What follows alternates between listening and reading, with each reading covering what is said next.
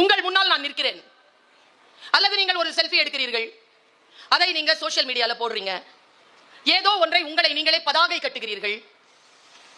என்ன சொல்றார் தெரியுமா வள்ளுவர்? மற்றவர்களுக்கு முன்னால் உன் முகம் காட்டி நீ தோன்ற வேண்டும் என்றால் ஏதேனும் புகழ்க்குரிய காரியத்தை செய்துவிட்டு வந்து நில், இல்லை என்றால் அப்படி தோன்றாமல் இருப்பது நல்லது. இது புரிஞ்சுதுன்னா கல்யாணத்துக்கு முன்னாலேயே கட்டி பிடிச்சிட்டு போஸ் கொடுப்போமா? கொடுப்போமான்னு கேட்க. தோன்றீர், புகழோடு தோன்றுக.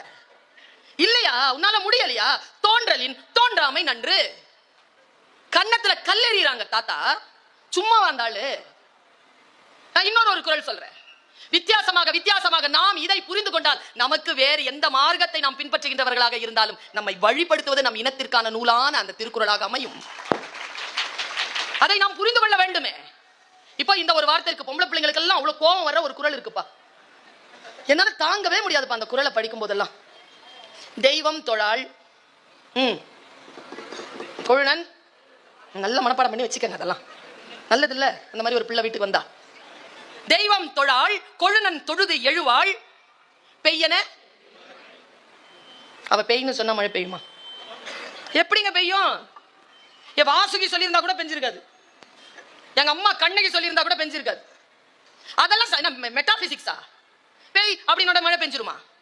அப்படி பெஞ்சாதான் நான் மிகப்பெரிய நான் கடவனையே தொழுது கொண்டிருக்கிறேன், வேறு எந்த தெய்வத்தையும் தொழவில்லை என்ற லேபிள் எனக்கு கிடைக்குமா? இப்படி தாத்தா சொல்வாரா? நான் மூப்பன் இல்லையா? அவன் அறிவாளி இல்லையா? ஞானம் கிடைப்பது என்பது என்ன? வார்த்தைகளை சரியாக புரிந்து கொள்வதுதான் தோழமைகளே. ஒன்றை சரியா பாருங்களேன், ஆங்கிலத்தில் எனக்கு அட்டகாசமாக புரிந்த சொல், எனக்கு ரொம்ப பிடிச்சமான சொல், அண்டர்ஸ்டாண்டிங். என்ன வார்த்தைங்க அது? நீ எது பேசினாலும் I stand under, don't worry, I under, I stand under. இது சொன்னா போதுமே, சண்டையே வராத. நீங்க என்ன புரிஞ்சிக்கவே இல்லையே. ஆமா, புரிஞ்சிக்கல, அதனால தானே பிரிவு. எப்படி சொல்கிறார் பாருங்க. ஒன்னும் இல்லைங்க, பொற்கோ எழுதினாருங்க, அதுக்கு அர்த்தம் அவர் திராவிட மரபு சார்ந்தவர். அவர் இந்த பேய் என்ற பேய் மெட்டாபிசிக்ஸ்ல எல்லாம் அவருக்கு நம்பிக்கை கிடையாது. நம்பிக்கையில் பரிமேலழகருக்கு அதுல எல்லாம் நம்பிக்கை இருக்கு. இந்த ரெண்டு பேரும் எப்படி வித்தியாசப்படுறாங்க பாருங்க. அவர் சொல்றார், வீட்டுல ஒருத்தி இருக்கிறா, நல்லா படிச்சிருக்கிறா, அது முன்னால குறள் இருக்குதே, அது கூட மனப்பாடம் பண்ணி வச்சுக்கலாம், ஆம்பளைங்களா நல்லது. தற்காத்து தற்கொண்டார் பேணி தகை சார்ந்த சொல் காத்து சோர்விலாள் பெண். எல்லா வேலையும் செஞ்சுட்டு ஃப்ரெஷ்ஷா இருப்பா. சரியா? ஃப்ரெஷ்ஷா இந்த குறள் தான் இருக்குதே. அப்போ அவள் பெய் என்று சொன்னால் மழை பெய்யும் என்பது எவ்வளவு பெரிய பெண் அடிமைத்தனம். அப்படி சொல்ல இல்லை வள்ளுவன், அப்படி சொல்ல இல்லை. அவன் சொன்னது என்ன தெரியுமா? வீட்டில் ஒருத்தி இருக்கிறாள், உங்கள் குடும்பத்திற்காக, உங்கள் பிள்ளைகளுக்காக, உங்கள் வாழ்க்கைக்காக, உங்கள் குலதெய்வத்துக்காக, உங்களுடைய சூழலுக்காக அவள் தன்னை முழுமையாக கொடுத்து தன் குலதெய்வத்தை கூட மறந்து இருக்கிறாள் என்று வைத்துக் கொள்ளுங்கள். அவள் யார் தெரியுமா? நீ பெய் என்று சொன்னவுடன் பெய்யும் மழையை போன்றவள். உங்களுக்கு வரையாவ அது அப்படித்தான் ஒன்றை நாம் புரிந்து கொள்ள முடியும். இப்ப இன்னொரு குறளை சொல்றேன். இப்படி குறளை புரிந்து கொள்வதே இல்லை நாம். என்னன்றி கொன்றார்க்கும் உய் உண்டாம்.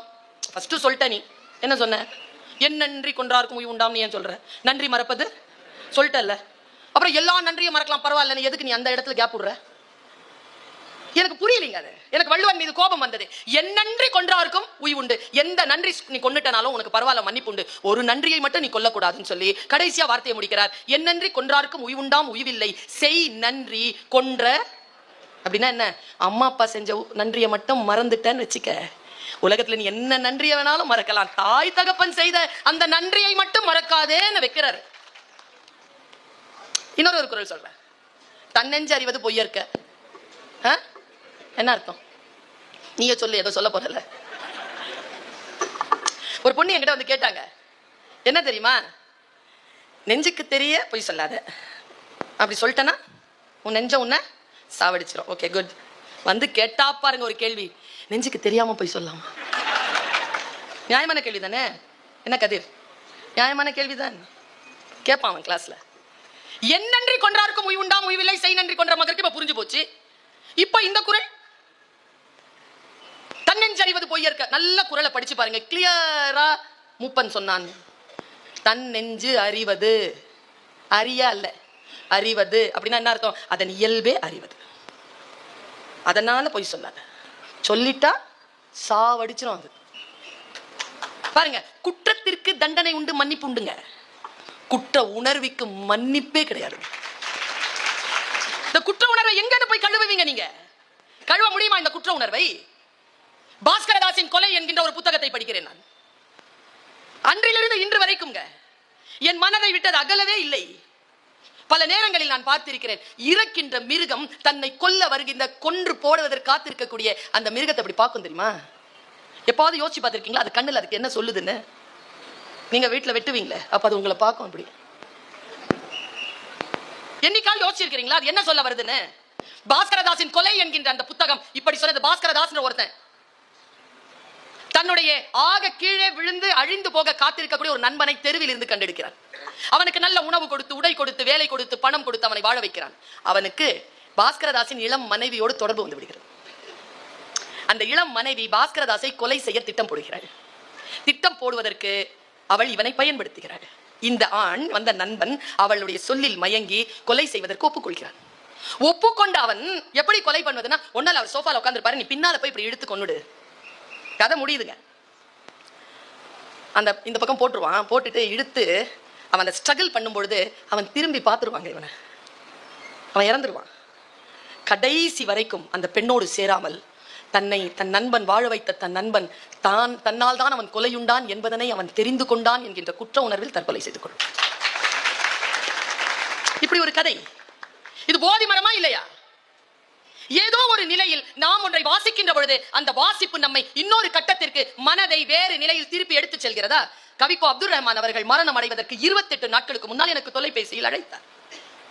கவிஞர்கள் வாழக்கூடிய பகுதியில் நான் வாழ்ந்து கொண்டிருக்கிறேன். ஒரு நாளும் என்னை வந்து நீ சந்தித்ததில்லை, பொதுக்கூட்டத்தில் தான் சந்தித்திருக்கிறாய், மரியாதையாக வீட்டிற்கு புறப்பட்டு வா. கவிஞர்கள் வாழக்கூடிய பகுதி என்கிறீர்கள், என்ன நீயே சொல்லு பாப்போம்.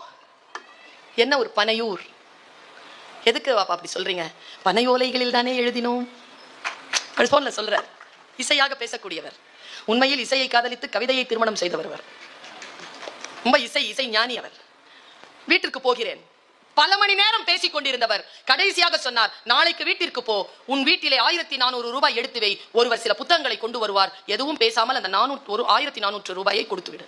சரி, நான் 1500 ரூபாயை வைத்திருந்தேன். அவர் வந்தார், நான் கொடுத்தேன். அவர் மீதி 100 ரூபாய் கொடுத்து போய்விட்டார். அந்த புத்தகத்தை பார்க்கிறேன். பாப்பா புத்தகம் வந்து விட்டது என்றால் ஒரே விஷயம் தான் சொன்னார், என் வாழ்க்கையை மாற்றி போட்ட புத்தகம். நான் எவ்வளவு நாள் இருப்பேன் என்று தெரியாது. எனக்கு பின்னால் களமாடுகின்றவர்கள் இந்த நூல்களை எல்லாம் வாசித்துக் கொள்ள வேண்டும் என்பதற்காக உனக்கு நான் பரிந்துரை செய்கிறேன்.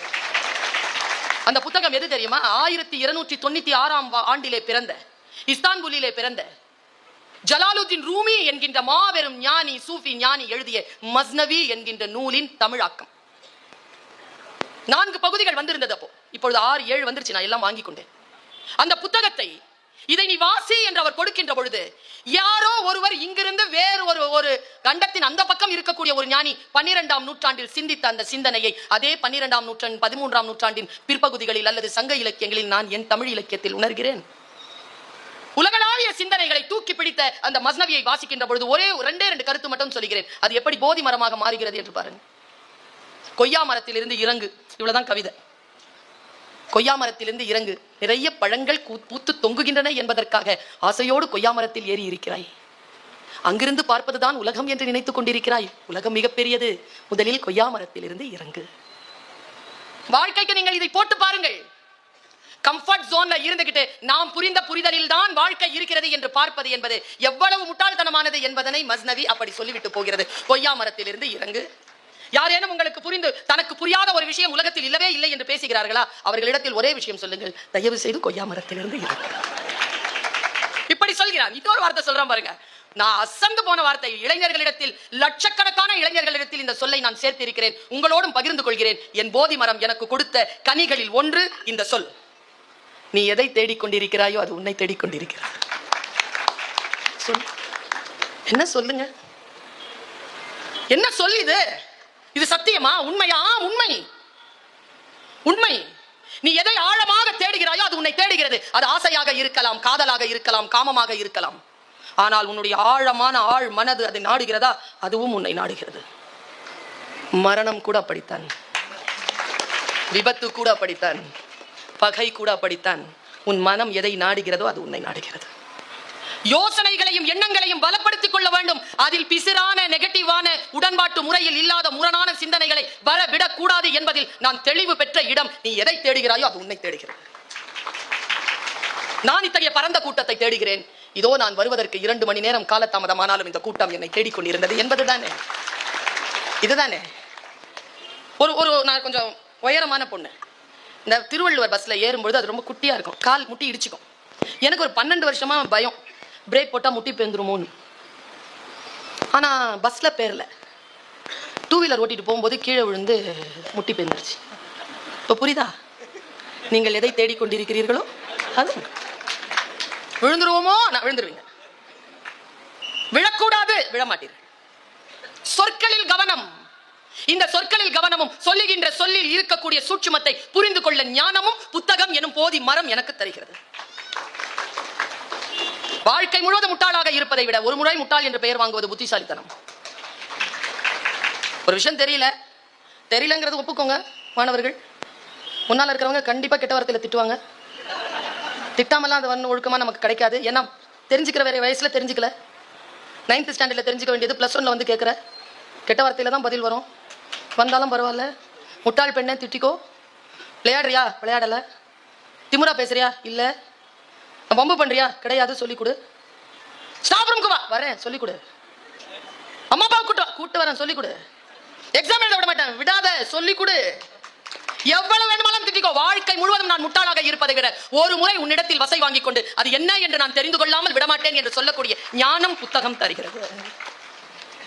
உங்களுக்கான வாழ்க்கை உங்களுக்கு முன்னால் வந்து விழுகின்ற பொழுது பல நேரங்களில் நான் பார்த்திருக்கிறேன். சொற்களிலே உள்ளே இருக்கக்கூடிய சூட்சுமத்தை.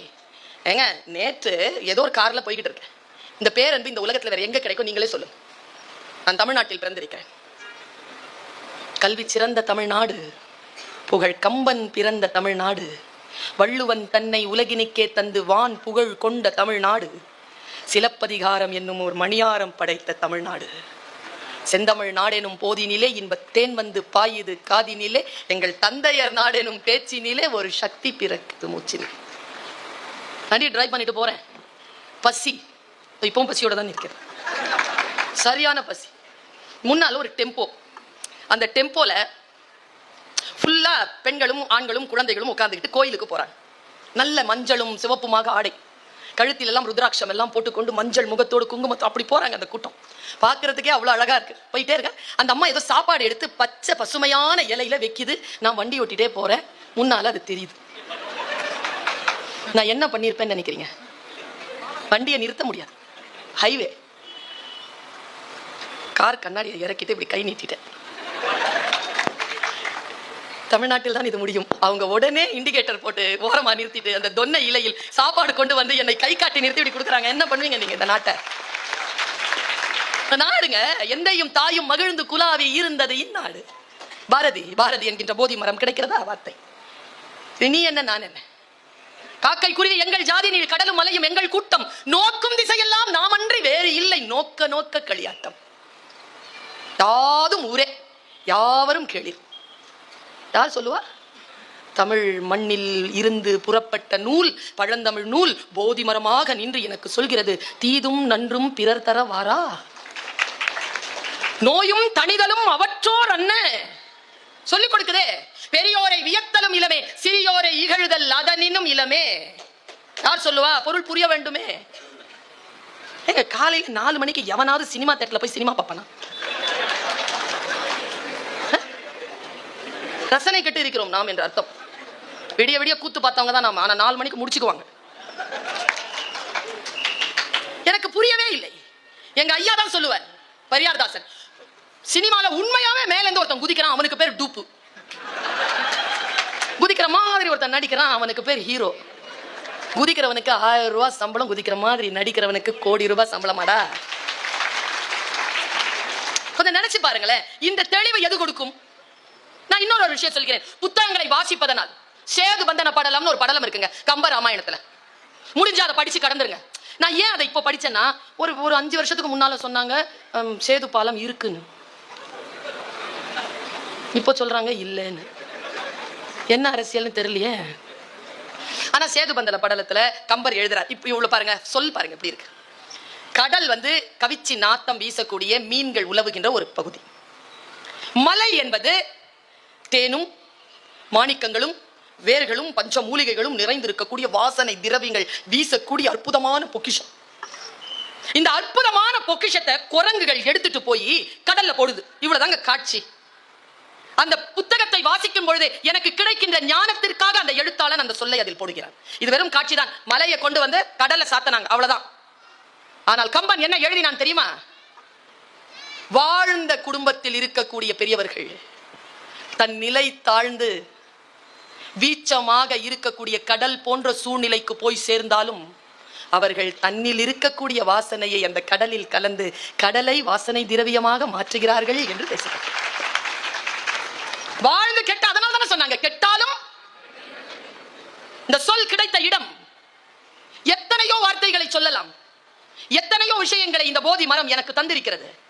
நான் ஆன்மீக புத்தகங்களை வாசிக்கிறேன், திருக்குறானை வாசிக்கிறேன், பைபிளை வாசிக்கிறேன், 4000 திவ்ய பிரபந்தத்தை வாசிக்கிறேன், தேவாரத்தை வாசிக்கிறேன், திருக்குறள், சங்க இலக்கியங்கள், காப்பியங்கள், சிற்றிலக்கியங்கள், புத்திலக்கியங்கள் என்று எல்லாவற்றையும் வாசிக்கிறேன். வாசிக்கின்ற பொழுதெல்லாம் ஒன்றே ஒன்றுதான் தெரிகிறது. நான் இதை பெருமைக்காக சொல்ல இல்லை, எனக்கு 5 மொழிகள் தெரியும். 5 மொழிகளில் யாம் அறிந்த மொழிகளிலே தமிழ் மொழி போல் இனிதாவது எங்கும் காணோம். எல்லா மொழிகளிலும் இருக்கிறது தான் நீதி. ஆனா என் தாய்மொழியாம் தமிழில் இருப்பது என்ன தெரியுமா? அகம் சார்ந்தவன் பேசினாலும் புறம் சார்ந்தவன் பேசினாலும் அந்த போதி மரம் எனக்கு தருகின்ற ஆழமான ஒன்று அறம். அறம் என்கின்ற போதனையை, எனக்கு ஞானத்தை இந்த பூமி எனக்கு தந்திருக்கிறது, இந்த நூல்கள் எனக்கு தருகின்றன. எல்லாவற்றையும் படித்து கடந்து விடுங்கள். படித்து கடப்பதற்கு என்ன இருக்கிறது? நான் காரல் மார்க்ஸ், ஜென்னி பற்றி ஒரு புத்தகம் படிக்கிறேன். இதுவரைக்கும் நான் தெரியாத ஒரு விஷயத்தை அந்த புத்தகத்தின் ஒரு வரி நல்லா தெரிஞ்சுக்கோங்க. 800 பக்கங்கள் கொண்ட புத்தகமா இருக்கலாம்.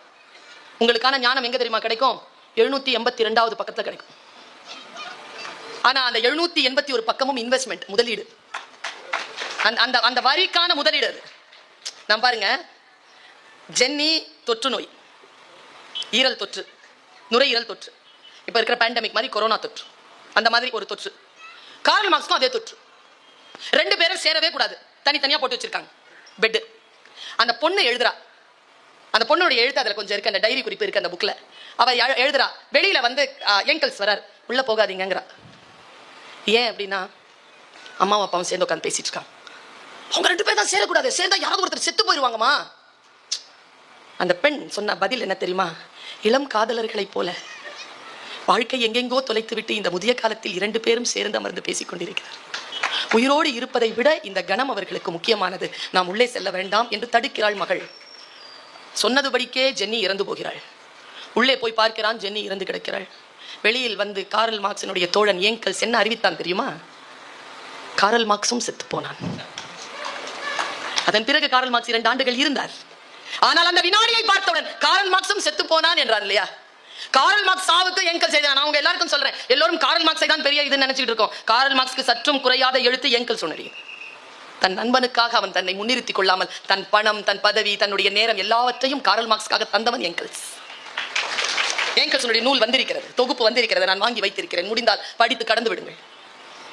ஏங்கல்ஸ் சொன்னான், இந்த நாள், இந்த மணி நேரம் என் நண்பன் காரல் மார்க்ஸ் சிந்திப்பதை நிறுத்திக் கொண்டான்.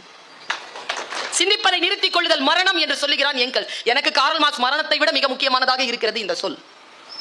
சிந்திப்பதை நிறுத்திக் கொள்ளுதல் மரணம். சொற்கள் நமக்கு கிடைக்கின்றன, நமக்கான தேடல் நமக்கு வாய்க்கின்ற பொழுது நமக்கான வாழ்க்கை நமக்கு அர்த்தம் உள்ளதாக வந்து சேர்கிறது. இதற்காகத்தான் இதை பேச வந்தேன். பெர்னாட் ஷா சொல்கிறான், நம்மில் பல பேர் 40 வயதிலேயே செத்து போகிறோம், புதைப்பதற்குத்தான் 60-70 ஆண்டுகள் ஆகிவிடுகிறது. வாழ்கின்ற அந்த வினாடி வரைக்கும் வாழ்வது என்றால் என்ன? நான் 4, 5, 6 என்று இந்த வரிசையின் படியில் நான் பெற்ற இந்த போதி மரத்தின் கீழே நான் பெற்ற ஞானத்தை பிழிந்து இதை உங்களுக்கு கொடுத்துட்டு போறேன். ஆசிரியர்கள் மட்டும்தான் ரகசியங்களை சொல்வது உண்டு, படைப்பாளர்களும் சொல்லிவிடுகிறார்கள். இந்த உலகம் வஞ்சகமானது. ஒருத்தங்கிட்ட கேளுங்க எப்படி ஜெயிச்சாங்கன்னு சொல்லி தர மாட்டாங்க. படிச்சு ஃபர்ஸ்ட் மார்க் வாங்குற பொருள சொல்ற ஒரே வார்த்தை எக்ஸாமினேஷன் ஹால்ல, ஒண்ணுமே படிக்கலப்பா. இவ்வளோ பொய்யான உலகம். எங்க அம்மா சொல்லுவாங்க, அந்த ஊர்ல வந்து ஒரு பாம்பு கடிக்க ஒருத்தி மருந்து சொல்லுவா. அவளுக்கு 60 வயசு ஆகும்போது 45 வயசு வரைக்கும் பார்த்துட்டு இருந்தா ஒரு பாம்பு அதை கடிச்சிருச்சு அந்த பாட்டியை. பாட்டி சாக கிடக்குறா. பக்கத்துல இருந்து கேட்டாங்களாம், என்ன பாட்டி ஆச்சு? பாம்பு கடிச்சிருச்சு. ஆமா. என்ன பாட்டி, என்ன பாம்பு கடிச்சு? கட்டு வீரியன், கண்ணாடி வீரியன். ஓ, கடிக்கும் போது பாம்பை பாத்தியா பாட்டி? பார்த்தேன். மருந்து சொல்லு பாட்டி, காப்பாத்திடுறோம். அது ரகசியம் சொல்லிட்டு செத்துருச்சான் பாட்டி.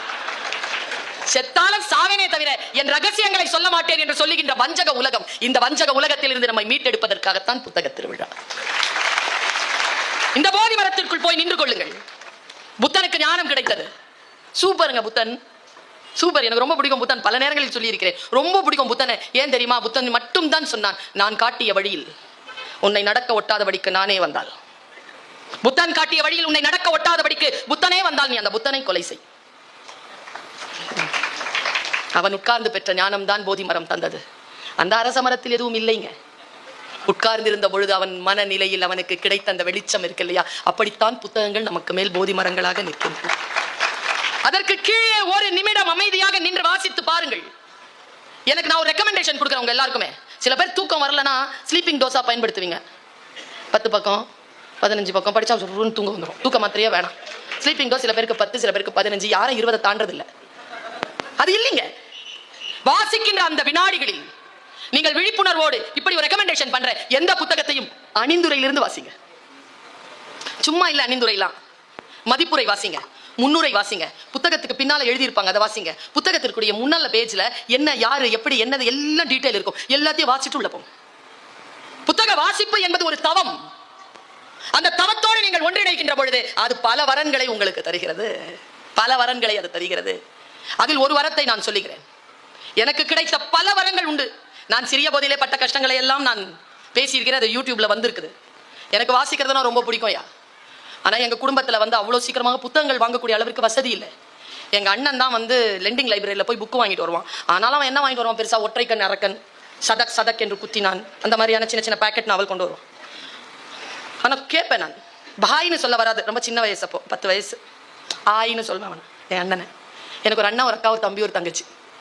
இத்தனை பேருக்கு நல்ல பாயின்னு வராது. இன்னைக்கும் அவன் எனக்கு ஆய் தான். இன்னைக்கு நான் ஆய் தான் கூப்பிடுவாங்க. மராத்தியில ஆயினா அம்மா. நான் அவரை அப்படிதாங்க. நான் இப்போ சொல்றவங்க எல்லாருக்கிட்டையும், யாராவது அண்ணனோட பிறந்தவங்களா இருந்தா பாக்கியசாலிகள். அண்ணனா பிறக்கிறது வேற, அது ரொம்ப கடமை. அண்ணனோட பிறக்கணும், சூப்பர். அது அப்பா இல்லைன்னு வச்சுக்கோங்களேன், அப்பா நினப்பு வந்துச்சுன்னா போய் அண்ணனை பார்த்துட்டு வந்துடலாம். சின்ன வயசுல நம்ம அப்பா பார்த்த மாதிரியே இருப்பான். இதுல சிலது சுத்தம் தெரியுமா? நான் அண்ணனோட 12 வருஷம் பேசுறதில்ல, பட்டோலி வீசி பறக்கும் புகழ் போ. பேசிருங்க, வாழ்க்கை இவ்வளவு தானே. பேசுறேன்னா இன்னைக்கு ஃபோன் பண்ணிடுங்க, நான் பார்க்கணும் போல தோணுச்சு. நல்லா என்ன திடீர்னு இல்லை நாளைக்கு எங்கேயாவது பார்க்கலாமா, எனக்கு வேலை இருக்குது, நீ சொல்லு நான் வரேன். நான் ஓவரா தோணுச்சுன்னா ஃபோன் பண்ணு. 2 மணி நேரத்தில் ஃபோன் திருப்பி வருதா இல்லையான்னு பாருங்க.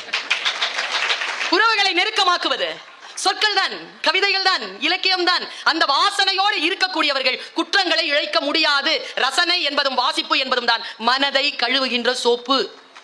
பாரதி சொன்னான், துணி வெளுக்க சாம்பல் உண்டு எங்கள் முத்து மாரியம்மா, எங்கள் முத்து மாறி. மனம் வெளுக்க சாம்பல் இல்லை. எங்க யார் சொன்னது மனம் வெளுக்க சாம்பல் உண்டு? ஏ பாரதி, உன் கவிதையே மனம் வெளுக்கும் சாம்பல் தானே. உன் கவிதைகளால் நான் மனம் வெளுக்கப்பட்டிருக்கிறேனே.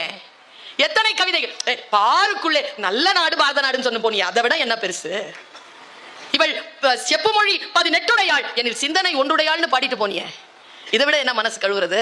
தொல்லை வினை தரு தொல்லைகள் நீங்கி சுடர்க தமிழ்நாடு, இதை விட என்ன பெரிய மனசுக்கு வெளுப்பு வேணும்? மனதை வெளுக்கக்கூடிய ஆற்றல் கவிதைகளுக்கு உண்டு, கட்டுரைகளுக்கு உண்டு, நாவல்களுக்கு உண்டு, பயணங்களில் பற்றிய மொழிபெயர்ப்புகளுக்கு உண்டு. மொழிபெயர்ப்பு நாவல்களை தேடி போய் படியுங்கள். ஒன்னும் இல்லைங்க, நான் உங்க எல்லாருக்கிட்டே சொல்ல, குரான் படிங்க. முஸ்லிமா தான் இருக்கணும் குரான் படிக்கிறதுக்குன்னு எந்த அவசியம் கிடையாது. நான் பைபிள் படிக்கிறேனே, நான் கிறிஸ்டியன் இல்லையே, நான் படிக்கிறேனே. இயேசு கிறிஸ்து என்னிடத்தில் நேரடியாக பேசுவது போல் நான் உணர்கிறேனே. காது இருக்கின்றவர்கள் கேட்டுக்கொள்ளுங்கள். சரி, ஓகே. விதைகளை விதைக்க தெரிந்த ஒருவன் விதைகளை எடுத்துக்கொண்டு விதைக்க புறப்பட்டான். சரி, ஜீசஸ் என்கிட்ட பேசுறாருங்க. அதுல நல்லா தெரிஞ்சுக்கோங்க, குரான் என்பது முகமது நபிக்கு ஜிப்ரையில் மூலமாக இறைவன் தந்த சொல். அவருக்கு அங்கிருந்து வந்தது, நமக்கு நேரடியா எழுதப்பட்டு நம்ம வாசிக்கிறோம். இறைவன் சொல். விதைக்க தெரிந்த ஒருவன் விதைகளை எடுத்துக்கொண்டு விதைக்க புறப்பட்டான். என்ன வார்த்தை பாருங்க, முடிந்தால் ஞானம் பெற்றுக் கொள்ளுங்கள். போதி மரமாக பைபிள் இப்பொழுது நம் மேல் கவிழ்ந்திருக்கிறது. சில விதைகள் வழியில் விழுந்தன, பறவைகள் பட்சித்தன. சில விதைகள் பாறைகளில் விழுந்தன, மண் ஆழம் இல்லாத காரணத்தினால் விரைவில் முளைத்தன, வெயில் பட்டு கருகின. சில விதைகள் முட்களில் விழுந்தன, முட்கள் நெருக்கடித்து சிதைந்து போயின. சில விதைகள் நல்ல நிலங்களில் விழுந்தன, அவை 30ஆகவும் 60ஆகவும் 100ஆகவும் போகம் அளித்தன. காது இருக்கின்றவர்கள் கேட்க கடவீர்கள். கைகளில் எடுத்துச் செல்வது விதைகள் அல்ல தோழமைகளே, நம் எண்ணங்களும் நம் வாழ்வும் நம் நாளும் நம்முடைய வாழ்க்கையினுடைய ஒவ்வொரு அடியும் தான். அதை எங்கே தவற விடுகிறோம், எங்கே போய் போட வேண்டும் என்பதற்கு இதை விட பெருசு என்னங்க? என்னோட தகப்பனார் சொல்லுவார், तारीख ने माजी के वो दौर भी देखे हैं, लम्हों ने खता की थी, सदियों ने सजा पाई. ஒருத்தரும் கை தட்டலனா என்ன அர்த்தம்னா யாருக்குமே உருது தெரியல. அர்த்தம் என்ன தெரியுமா? காலத்தின் பேரேடு தன்னுடைய அந்த காலத்திற்கு பின்னால் தன் ரகசியத்தை பொத்தி வைத்திருக்கிறது. இந்த கடந்த காலம் பொத்தி வைத்த ரகசியம் என்ன தெரியுமா? வினாடிகள் தான் தவறிழைக்கின்றன, தண்டனையோ யுகங்களுக்கு கிடைக்கிறது. வினாடிகளை காப்பாற்றிக் கொள்கின்றவன் யுகங்களை காத்துக் கொள்கிறான். வினாடிகள் தவறிழைக்கின்றவன் வாழ்க்கையை தவற விடுகிறான். இன்னொரு சொல்வார் அப்பா, दगा किसी का सगा नहीं है, करना है तो कर देखो. दगाना என்ன? துரோகம். யாருக்கும் சகா இல்ல. சகானா சகம். சகம்னா ஒன்று, இணைஞ்சிருக்கு. துரோகம் யாருக்குமே இணைஞ்சது இல்லையா? செய்யணும்னா செஞ்சு பார்த்துக்கோங்கிறார். दगा किसी का सगा नहीं है, करना है तो कर देखो. जिसने जिसने दगा किए हैं जाके उनके घर देखो. என்ன அர்த்தம் தெரியுமா? யாரெல்லாம் துரோகம் செய்தார்களோ அவங்க வீட்டை ஒரு எட்டிட்டு போயிடுங்கிறார். பயமா இருக்குங்க, நடுங்குது, எனக்கு ஈரல் நடுங்குது இந்த சொல். நீதி இலக்கியங்கள், இலக்கண நூல்கள், இலக்கண நூல்கள்லாம் சாதாரண நமக்கு நம்ம மிரட்டிய இலக்கண நூல்களை படிக்க விட்டுட்டோம். அது போதி மரம். யாது தொல்காப்பியம் என்பது போதி மரம். தண்டி அலங்காரம் போதி மரம். யாப்பருங்கல காதிகை போதி மரம். நமக்கான வாழ்வியல் இலக்கணங்களை நமக்கு தருகிறது. எவ்வளவு அற்புதமான விஷயங்களை தருகிறது. அகத்திற்கு இருக்கக்கூடிய அற்புதத்தை நான் ஒரே ஒரு விஷயம் சொல்றேன். தமிழ் மரபு எவ்வளவு உயர்ந்தது பாருங்க. இதை விட அதிகமான பிரைவசி லா வேற என்ன இருக்க முடியும்? காதல் விஷயங்களை நீ பாடும் பொழுது காதலன் காதலி பெயரை குறிப்பிடக்கூடாது என்பது விதி. சுட்டி ஒருவர் பெயர் கொள்ளப்பெறார். காதல் உணர்வுதான் எழுதப்பட வேண்டுமே தவிர காதலன் காதலி பெயர் எங்கேயாவது வந்துவிட்டால் அது அக இலக்கியங்களுக்கு தூக்கி அடிக்கப்படும் என்று சொல்கிறது தொல்காப்பியம். நம்முடைய மரபு, நமக்கான போதி மரங்கள் விரிந்து கிடக்கின்றன. சமீபத்தில் ஒரு விஷயம் கேள்விப்பட்டேன். இஸ்லாமிய சகோதரர்கள் நிறைய வந்திருக்கிறீர்கள். சொல்தானே, நாம் யாரையேனும் பார்த்தால் முதலில் என்ன சொல்கிறோம்? அதை எப்படி சொல்வோம்? அஸ்ஸலாமு அலைக்கும் வரஹ்மத்துல்லாஹி வபரகாத்துஹு. இங்கே இருக்கீங்களா? சொல்ல என்ன அர்த்தமா? இந்த டீச்சரை கூப்பிட்டு பேச வச்சதில்லை. இது ஒண்ணு என்ன அர்த்தம்? என்ன அர்த்தம் தெரியுமா? வல்ல இறைவனின் சாந்தமும் சமாதானமும். அண்ணன் ஒரே கேள்வி கேட்டான், எனக்கு பதில் இல்லை. உங்ககிட்ட இருக்கான்னு பார்த்துக்கோ. நீ என்ன அவளை அப்பா டக்கறான்னு கேட்டான். ஏன்னா அப்படி சொல்ற? ஏன் எப்படி சொல்றீங்க? ஒன்று முன்னால் உட்காந்து நிக்கிற நீ, வல்ல இறைவனின் கருணையினால் உன் மீது சாந்தமும் சமாதானமும் ஏற்படுவத அப்படின்னு சொன்னா அது ஏற்பட்டுருமா? அப்போ அந்த சொல்லுக்கு என்ன அர்த்தம்? நீ முன்னால் இருக்கின்ற மனிதரிடம் பேசவில்லை, நீ இறைவனிடத்தில் பேசுகிறாய். அது இறைவனிடத்தில் நீ சொல்லுகின்ற இறை வேட்கை. இறைவா, நான் இந்த மனிதரிடத்தில் பேசுகிறேன், உன் வல்லமையினால் இவர்கள் மீது சாந்தத்தையும் சமாதானத்தையும் ஏற்படுத்துவாயாக என்று நான் இறைவனிடத்தில் வைக்கின்ற இறை வேட்கையை தவிர முன்னால் இருக்கின்ற மனிதருக்கு சொல்லுவது அல்ல. சொல் புரிகின்ற பொழுது விளக்கம் புரிகிறதா? விளக்கம் புரிகின்ற பொழுது ஒரு படிநிலை நாம் உயர்கிறோமா? வாழ்க்கையில் நமக்கான விஷயங்கள் வந்து சேர்கின்ற பொழுது அது சரியாக புரிதலுடன் இருக்க வேண்டும் என்பதற்காக, போதி மரம் என்பதற்காக நேரம் நெருங்கிக் கொண்டிருக்கிறது. 2 நிமிடங்களில் நான் என் பேச்சை நிறைவு செய்கிறேன். எனக்கு நிரம்ப பிடித்தமான ஒரு விஷயம், புத்தனை பற்றி சொல்லிவிட்டு போகிறேன். புத்தனுடைய படிநிலைகளை மிகப்பெரிய வரலாறாக எழுதி வைத்திருக்கிறார்கள். எந்த ஊரில் அவன் பிறந்தானோ, எந்த நாட்டில் அவன் பிறந்தானோ, அந்த நாட்டில் அந்த மதம் இல்லாமல் போனதுக்கு பல அரசியல் காரணம். மதம் என்பதே மிகப்பெரிய அரசியல் தான். புத்தகா என்று சொல்லுவதே புத்தனுடைய மொழிகள் எப்பொழுது நூல் வடிவத்தில் வந்ததோ அப்பொழுதுதான் அதற்கு புத்தகா என்று பெயர் வந்தது என்று கூட நான் வாசித்திருக்கிறேன். யோசித்து பார்த்தால் புத்தனுடைய ஒரு காட்சியை மட்டும் உங்களுக்கு நினைவுபடுத்தி விட்டு போறேன். புத்தன் உட்கார்ந்திருக்கான்.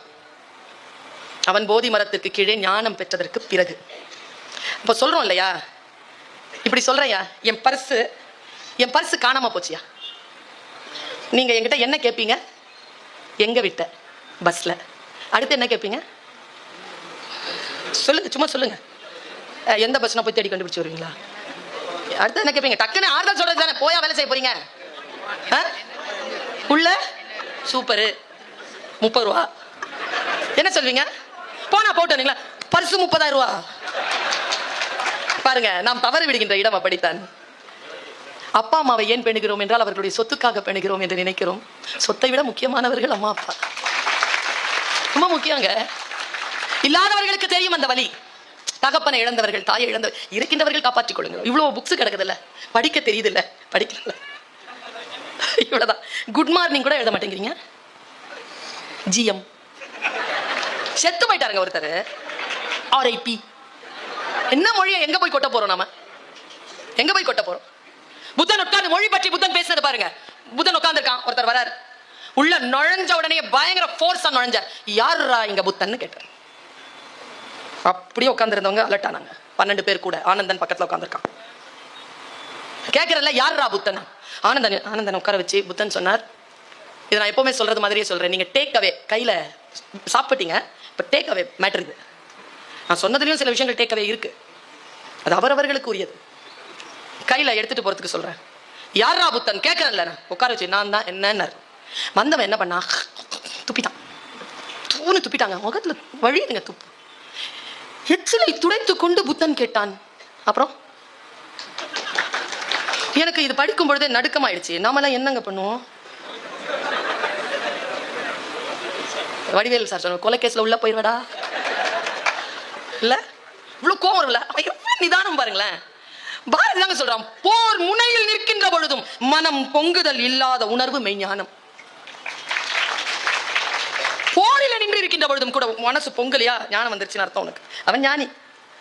அப்புறம் அப்படின்னா மறுபடியும் துப்ப போன உடனே ஆனந்தன் பிடிச்சிட்டு போய் வெளில தள்ளிட்டான். வெளியில தள்ளிட்டே இருக்கும்பொழுது, ஆனந்தா அவனை விடு, புத்தன் சொன்ன வார்த்தை, ஆனந்தா அவனை விடு. ஏன்? பக்கத்துல இருக்கிறவங்க கேட்கறாங்க, அவன் அவ்வளவு அவமானப்படுத்திட்டு போறான், உள்ள வந்து ஏன் நீங்க அவனை விட சொல்றீங்க? வந்தவனுக்கு புத்தன் யார் என்று தெரியாது. அவனுக்கு என் மீது கோபம் இல்லை, நான் ஏதோ சொல்லிவிட்டேன், அந்த கருத்தின் மீது தான் கோபம், அந்த கருத்தின் மீது தான் அவன் துப்பினானே தவிர என் மீது இல்லை. இவ்வளவு பெரிய ஞானம்ங்க. என்னை பார்த்தாலே எங்க மாமியாருக்கு ஆக மாட்டேங்குது. இல்ல இல்ல, நீ எதை சில்மிஷம் பண்ற, அதுதான் ஆக மாட்டேங்குது. நீயே ஆக மாட்டேங்கன்னா பையனை கொடுத்துருப்போமா? நீ ஆகுது, என்னமோ பண்றி, அது ஆகல. ரொம்ப சிம்பிள்ங்க. இப்படி புரிஞ்சிருச்சுன்னு வச்சுக்கோங்களேன், ஒரே நிறுவனத்தோட ஒரே குடும்பத்தோட குப்பை கொட்டிடலாமா இல்லையா? எவ்வளவு பெரிய ஞானம் இது. ரெண்டாவது வார்த்தை பாருங்க, அவன் சொன்னான், போனவன் வந்தான், திரும்பி அடுத்த நாள் வந்தான். ஓ அழுகுறான். பார்த்தான், மன்னிப்பாயா, என்னை மன்னிப்பாயா, ஐ எம் சாரி, என்னை மன்னிச்சிரு, என்னை மன்னிப்பா, இப்படியே போய் பேசிக்கிட்டே அழுகுறான். புத்தன் சொன்ன ஞான வார்த்தை இரண்டாவது. ஆனந்தா கவனித்தாயா, நேற்று வந்தான், ஏதோ சொல்ல வந்தான், சொல்ல வரவில்லை, மொழி அவனுக்கு தெரியவில்லை, துப்பிவிட்டான். இன்றைக்கும் ஏதோ சொல்ல வருகிறான், எப்படி சொல்வது என்று தெரியவில்லை, அழுகிறான். நல்லா தெரிஞ்சுக்கோங்க, யாராவது நம்ம மேல கை தூக்கி அடிக்கிறாங்கன்னா பாவம், சண்டை போட தெரியல. ஆம்பளைங்களுக்கு சண்டை போட தெரியாதுங்க, உண்மையாவே சொல்றேன். சண்டை ஆரம்பிக்கும் போதே சொல்வார் பாத்திரிக்கா, எங்க வீட்டுல இப்ப கடைசியா நீ என்னதான் சொல்ற, ஐயோ சண்டையே ஆரம்பிக்கல, அதுக்குள்ள எதுக்கடியா கடைசிக்கு போறேன், சொல்ல தெரியாது. உடனே அத கோபம் தான். மொழி தெரியாதவர்கள் தான் வன்முறையாளர்களாக இருக்கிறார்கள். என்கிட்ட ஆளை விடுங்க, ரெண்டே வார்த்தையில சாவடிக்கிறேன்னா இல்லன்னு பாருங்க. மொழி என்ன வேணாலும் செய்யலாம். மொழி, அவன் சொன்னான், நேற்று கூட ஏதோ சொல்ல வந்தான், அவனுக்கு புரியவில்லை, இன்று கூட ஏதோ சொல்ல வருகிறான், அவனுக்கு புரியவில்லை, விடு. அவன் திருப்பி சொல்றான், மன்னிப்பாயா, மன்னிச்சிரு. புத்தன் என்னங்க செஞ்சிருக்கணும்? புத்தன்க மன்னிச்சிருக்கணும். புத்தன் சொன்னா, உன்னை மன்னிக்க முடியாது, வெளில போ. இதாங்க ஞானம். இந்த ஞானத்தோடு நான் போய் அமர்ந்து கொள்கிறேன், இதே பேரமையோடு நானும் போகிறேன். பாருங்க, புத்தன் சொன்னான், உன்னை மன்னிக்க முடியாது. சின்ன குழந்தை மாதிரி கேட்டாங்க அவன். ஏன்? நான் உன்னை அவமானப்படுத்தினேன், உன் கருத்தின் மீது தான் என் கோபம், உன் மீது அல்ல என்று எனக்கு நீ ஞானத்தை தந்தாய். ஆனால் நான் செய்த அந்த குற்ற உணர்வை நான் அப்படியே வர முடியாது, நீ என்ன மன்னிக்கத்தானே வேணும், மன்னிச்சிருங்கிறான். ஏன் அப்படின்னு கேட்டான். அந்த ஏனுக்கு பின்னால இவ்வளவு நான் கொடுத்த விளக்கம். ஏன்? புத்தன் சொன்னதுதான் நம்ம அனைவருக்குமான போதிமர ஞானம். நீ துப்பியது நேற்று, அதை இன்னும் சுமந்து கொண்டிருக்க நான் ஒன்றும் முட்டாள் இல்லை. நான் ஓடிக்கொண்டிருக்கும் கங்கையாறு, நீ துப்பிய எச்சில் கங்கையாற்றில் தவழ்ந்து கரையில் கலந்து விட்டது. இதோ இப்பொழுது நீ அழுது கொண்டிருக்கிறாய், இதுவும் தங்காது, இதுவும் கடந்து போகும். இந்த மெஞ்ஞானம், இந்த தேடல், நாம் எந்த மதத்தை எந்த ஜாதியை பின்பற்றுகின்றவர்களாக இருந்தாலும், தமிழ் மொழியை பேசக்கூடியவர்கள், இந்திய தேசத்தில் வாழக்கூடியவர்கள் என்றால், அறம் சார்ந்து ஞானம் சார்ந்து அடுத்தவர்களோடு ஒன்றிணைகின்ற அன்பு சார்ந்து நாம் இருக்க வேண்டிய சூழலை புரிந்து கொண்டு வாழக்கூடிய வாழ்க்கைதான் நமக்கான வாழ்க்கையாக இருக்கிறது. அந்த அறிவு தேடலை, சுரங்கத்தை தரக்கூடிய போதி மரங்களுக்கு கீழே வாருங்கள், போய் அமர்வோம். நன்றி, வணக்கம்.